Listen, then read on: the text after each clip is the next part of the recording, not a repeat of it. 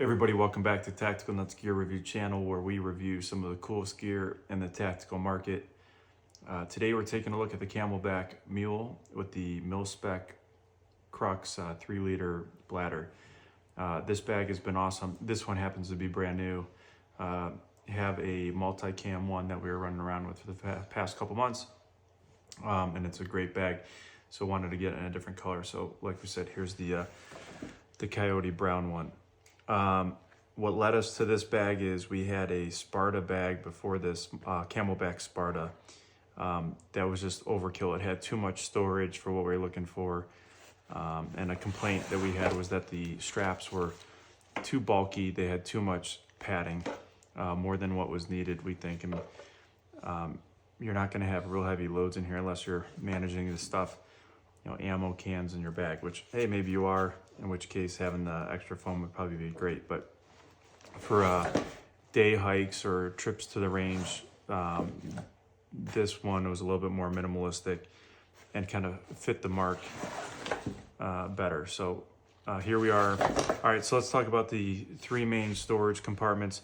The biggest one here, then a smaller one up at the top, and then the one for the water bladder. So at this point, Camelbak has pretty much optimized, perfected their bladder. It's got a good handle, whether you're filling it up under the tap or with bottled water, easy to grab onto.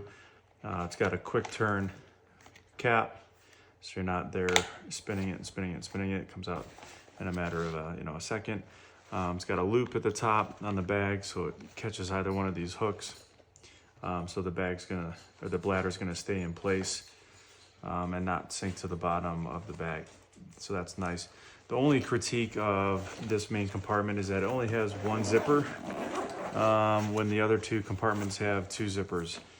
Granted, you may not be getting into this compartment that often, and maybe that was the thought process of not having a second zipper, but for the extra $1 or whatever it costs Camelbak to add one more zipper, I think it would be it would only add to the bag. Okay, so although this is primarily designed for the bladder, of course you could use it if you are out of space in the other two compartments and you need to throw some spare items in here or a jacket. You could certainly do that, but I haven't really had to ran into that problem just yet because there's adequate storage in these two compartments. All right, so this top compartment is kind of the small, quick access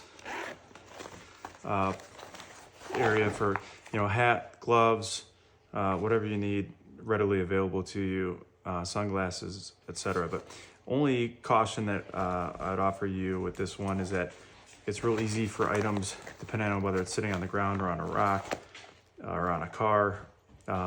If the bag were to take a spill or fall over, it's just real easy for the items to fall out.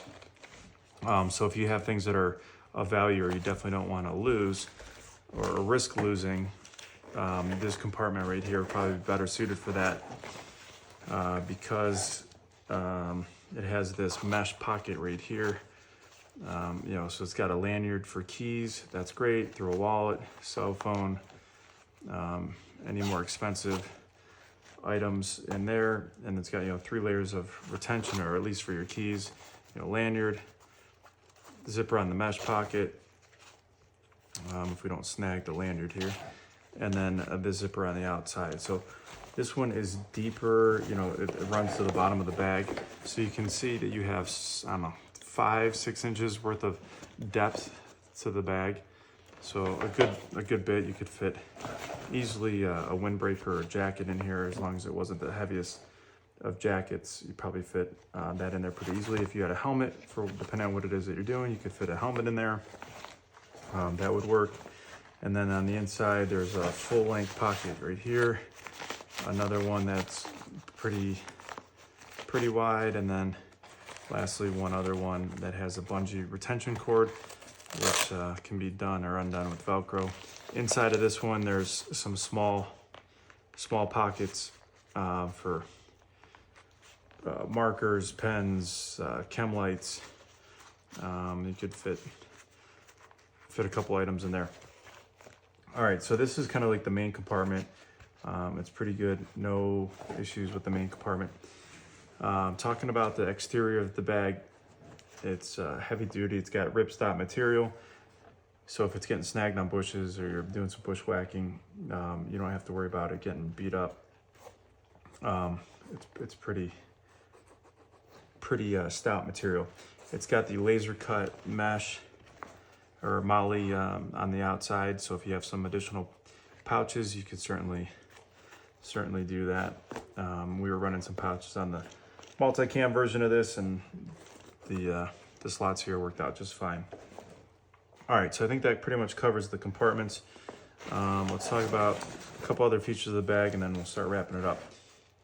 There's the drag handle, or the handle at the top to hold it, whether you're going out to your vehicle or just need an alternative place to carry it if it's not on your back. You got the handle at the top. The only thing we'd like to see on some bags that we have on one of our bags, but not on most of the bags that we own, is handles on the side. Handles on their side are super convenient because as you're bringing a bag off of your back, naturally your hand gravitates towards the side of the bag. It'd be cool to be able to have a handle on either side. So if you're feeling a little bit creative, you could easily buy some webbing and stitch one on here.